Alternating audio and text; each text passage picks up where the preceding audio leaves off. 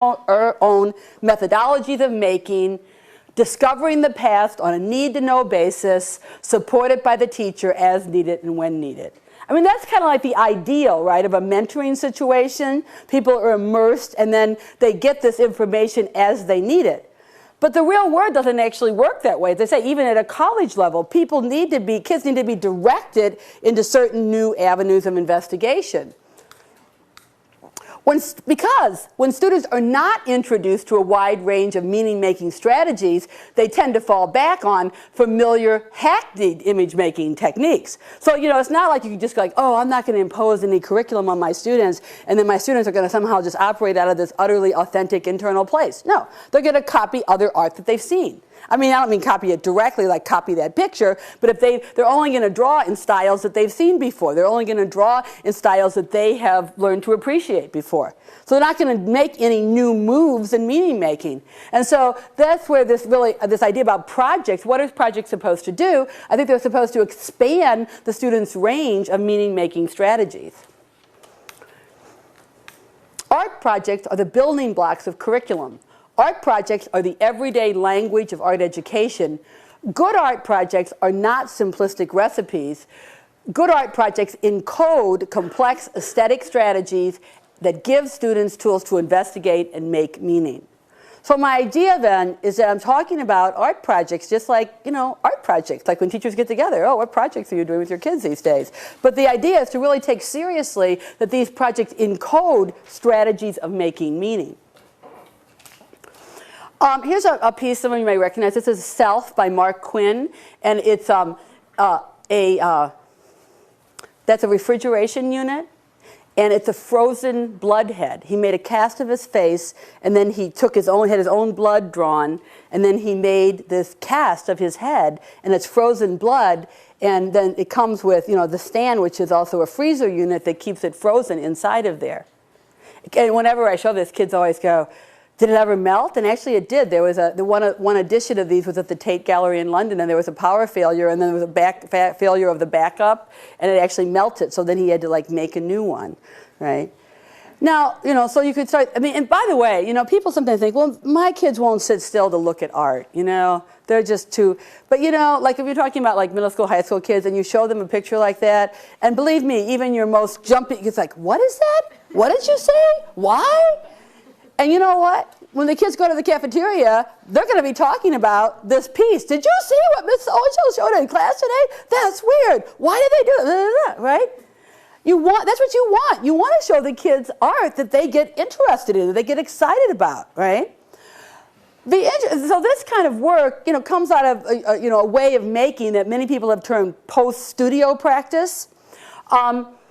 And I think that one of the things that's really hard for K-12 teachers is that it's not easy to invent quality art projects in an age of post-studio practice. So that word post-studio practice, what does it mean? Well, it used to be like artists, you know, have a practice. They developed a way of painting in a studio. They developed a way of sculpting, like welding sculpture. It was their artistic practice. So then, when you're in an art classroom, it's an art studio, and you're doing the same kinds of things in the art classroom studio that the artist would do in his or her studio, right? But now, so much art has this conceptual edge on it where it's being made in a different kind of process. It's a more conceptual process, and it's not as much about learning certain like hand skills, let's say, or certain ways of perceiving. So how do you then come to think about making art projects like this in contemporary times? By the way, here's another thing, though, I want to just step aside for a minute.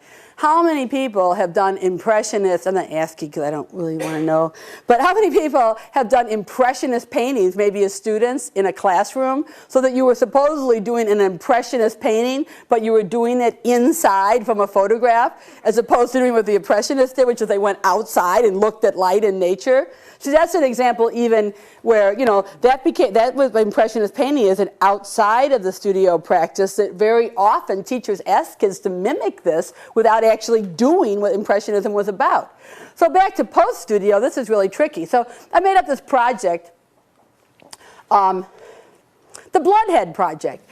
Each student makes a plaster cast of his or her face. Spray inside of mold with Pam. Mix a double-strength batch of cherry or strawberry jello. Chill mold, fill mold and chill overnight. Uncast mold to see your authentic Mark Quinn look-alike project. May be displayed on ice in a cool room for several hours at a time. Okay, now that's a joke, right? Okay, so in case you don't know that. All right. I would never put this up on one of my websites because I'd be afraid I'd see somebody doing it, right? But I mean, my point is this shows you how ridiculous a lot of projects are where you're just mimicking the look of something without actually dealing with the conceptual moves that are involved.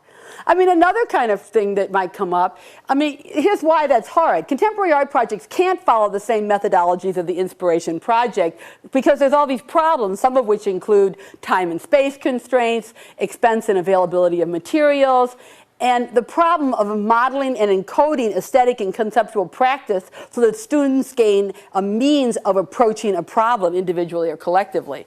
And so I'm not saying these are irrevocable problems, but they are problems. And like let me give you one of the best examples I can of that. Look, I mean, there's a project that the sculpture teachers in my university used to use for the freshman foundation people that I thought was a great project. The students had to make a cube, had to be, like 12 inches by 12 inches by 12 inches out of any material they wanted, right?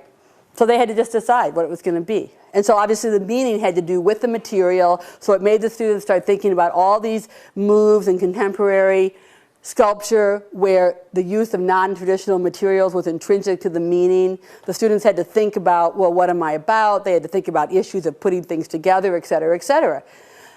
I thought that was a really interesting freshman sculpture project, but it would never work in a high school. Why? Well, the kids are locked up, for one thing. You can't just leave the high school. Plus, it was one thing for the college students, even if they're poor, they had $5 to $30 to spend on something to make, but the high school kids don't have $5 to $30 a piece to make stuff, except in the most wealthy districts. The college kids are supposed to be dealing with issues like, well, how am I going to make this broken glass hold together, or how am I going to explain that I'm asking everybody for a pair of underwear that I can put in my cube, or, different projects, right? Those are true stories. But so it's tricky to model that practice. The other thing is this factor that I call, in my teaching of teachers, what happens when the teacher stops teaching? So if you give these projects that are totally conceptual, and then you're like, okay, kids, now think about it. What's going to happen if you give them this really cool project and show them all this art, and you're like, okay, kids, now think about it. You got 20 minutes to think about it, and think about it tomorrow until you start making your project. What are the kids going to do? Are they going to sit there quietly and think about it? What are they going to do? I'm asking you. What would they do? They talk, right? Yeah. They fool around, they might nap, they might do their homework for the next class. And so that's part of the problem is like, how do you actually get kids to follow into this sort of methodologies of thinking? That has to somehow now be encoded into the project. What are they going to actually do? So what I'd like to give you now is a series of propositions about what to value and what should be avoided in constructing curriculum. Value conceptual engagement over making facsimiles. What strategies did the artist use to make meaning? Can these strategies be adapted for meaningful use by my students? Like here's, obviously a very famous piece, Merritt Oppenheim's, Furline Teacup. Now, for such a project as this to be truly meaningful, the students must have almost unrestricted choice of materials, not just the junk in a school storeroom. In other words, you can't say, oh, this is so I'm not saying that you couldn't make an interesting project that's about junk, but that's a very different project than saying that these materials are intrinsically meaningful, right? Because obviously Merritt Oppenheim just went like, wow, I want to take this cup, and I'm going to, when all these pieces that she did, she obviously went out and was just thinking in terms of the whole world, what would be these interesting juxtapositions? Well, it doesn't mean the same thing if you just have to look through the trash in school and then decide, what you're going to make. Now, as I said, you could make projects about making stuff out of trash, which could be conceptually interesting, but teachers a lot of times pretend like choices that are really driven just by the constraints of being in school. They pretend like the choices are meaningful. Like here's a still life of meaningful objects. No, it's not. It's just the objects that are so dirty and useless and broken that no one would even steal them, right?